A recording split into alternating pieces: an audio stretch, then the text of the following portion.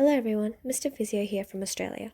Today's topic is shin splints. There are 3 contributing factors to shin splints: ankle, pelvis, and upper body rotation. Let's look at the ankle first. Tibialis anterior, TA, and tibialis posterior, TP, are the muscles that cause shin pain. They are attached on the front and back of your shin. The TA contracts to bring your foot upwards, and the TP does the opposite. So what if only one side is tight? Then the opposite muscle can't do its job properly. If you hold the back of your shin, the calf area, it'll be a lot harder to bring your foot up since the TA will be struggling. This means your TA muscle can overwork and you take thousands of steps a day, putting a lot of stress on your TA. So basically, if your calf muscle, including your TP, gets tight, the TA can get tight too.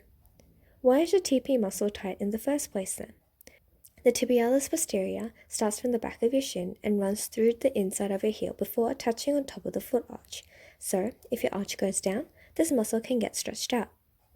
If your muscle has to contract from a stretch position, this will get tight inevitably, like this band.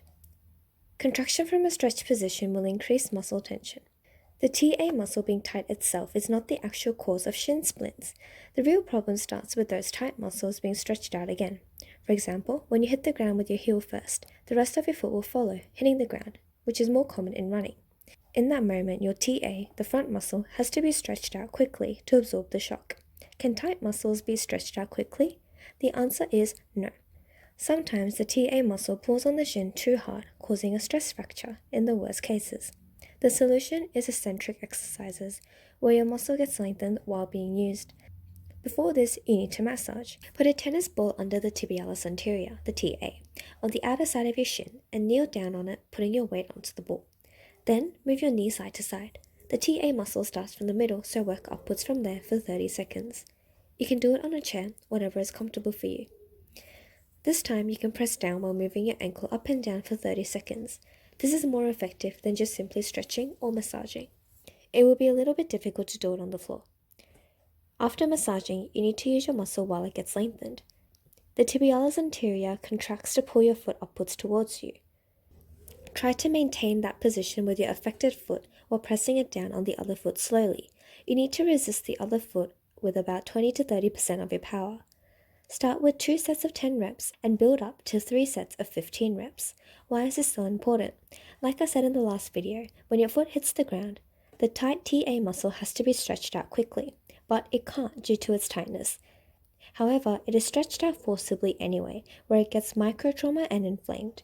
To prevent this, you need to train your muscle in a similar way, lengthening while controlling the loading. Next is to loosen up the tibialis posterior. Push thumbs right on the back of your shin, in between your calf and the shin bone, 45 degrees to the front.